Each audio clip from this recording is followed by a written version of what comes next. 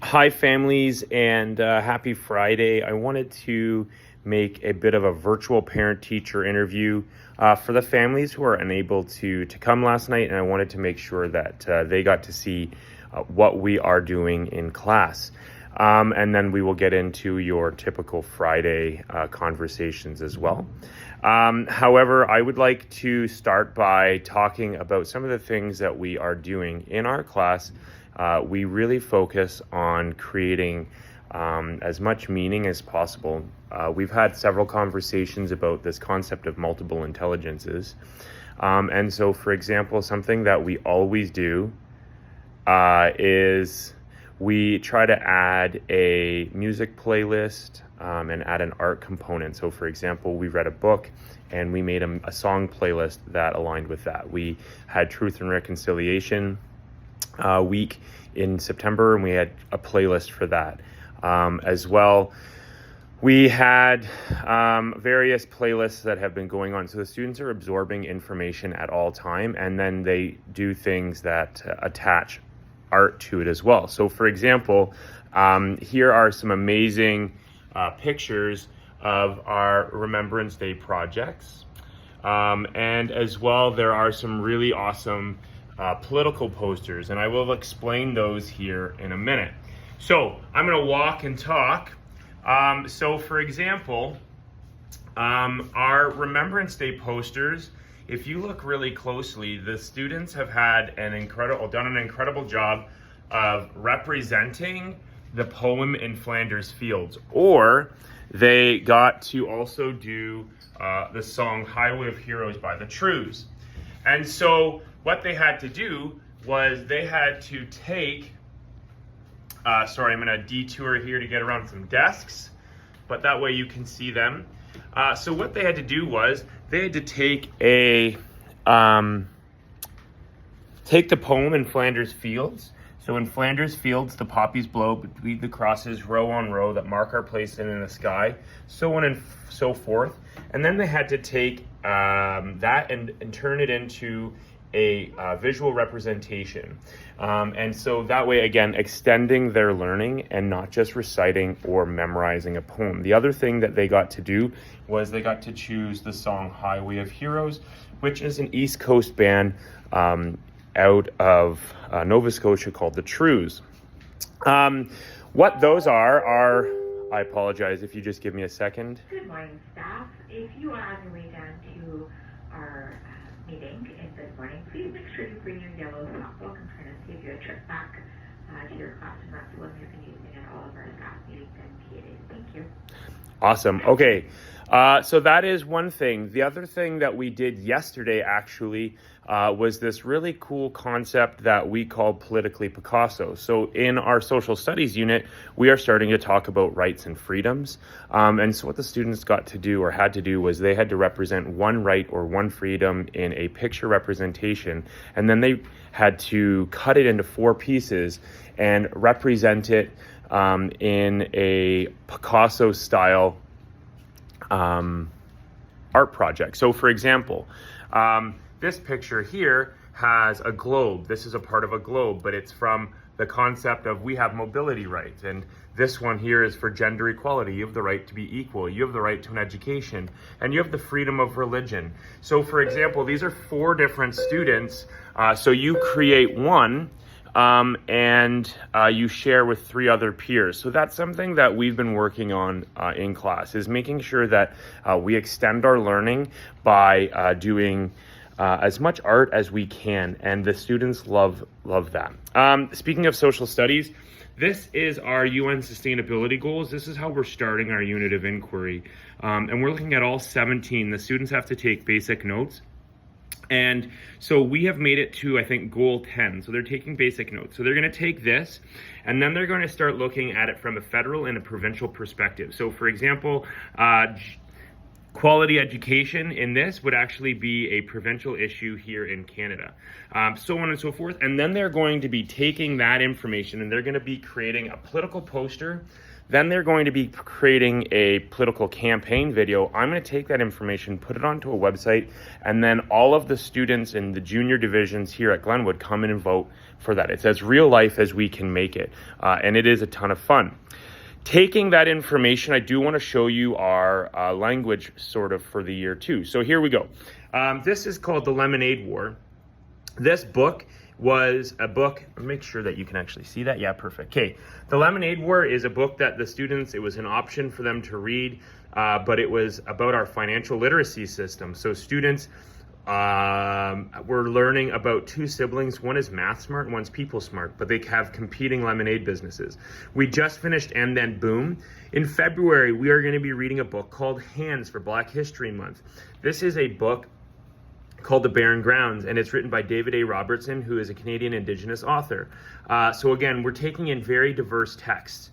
We also have Once Upon an Eid, which I'm really excited about. This is a book I've never read before, but it is going to be for Ramadan. And last but not least, this is a book that's going to be a big writing project for them, whereas it's called The Playbook. Inside, it has different rules, for example.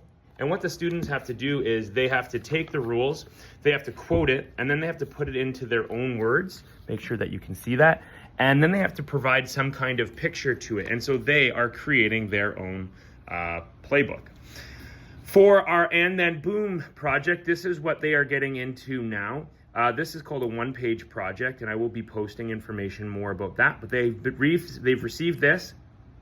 However, they're going to be getting started on it on Monday.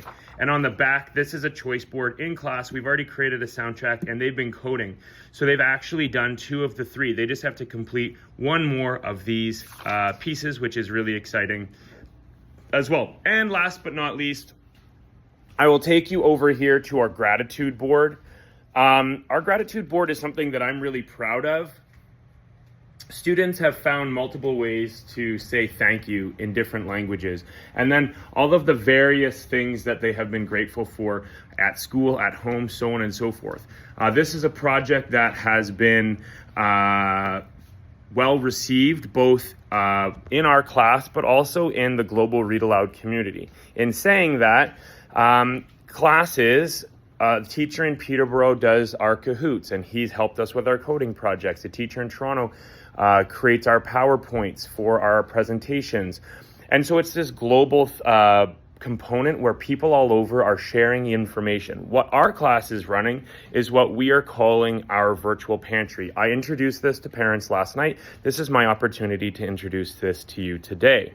What that is in our book, our character, Joe, he was 11 at the beginning of the book, lived with grandma because mom had abandoned him. Grandma passes away and he becomes homeless, and he talks about the value of a bar of soap. And so that kind of got us thinking about how we could help our local community. So I reached out to our Windsor Youth Center, and I asked them, what resources do they need? How can we help them? And so they explained to me that they have 1,100 to 1,500 visitors a month.